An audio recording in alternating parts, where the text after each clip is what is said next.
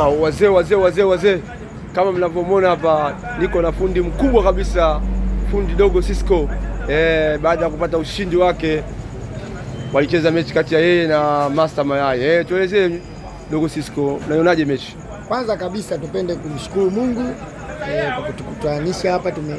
Hii mechi tumeshtukizwa wote.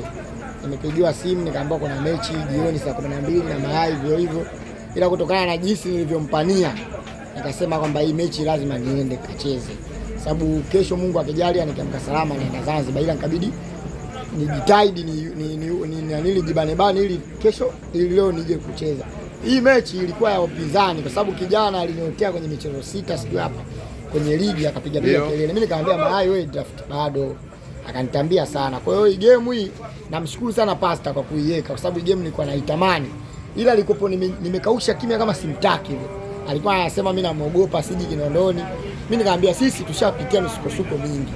Lakini mpinzani mwenzio inasemekana anaomba revenge kwa wadhamini. Nani? Mayai? Revenge. Ila hata hivyo sugu. Kipigo chote nikiomba mimi nikajua atakimbia anaomba revenge. Lakini mimi niko tayari.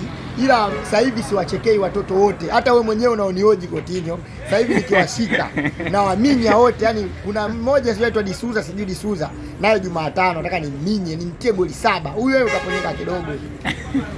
Tunashukuru.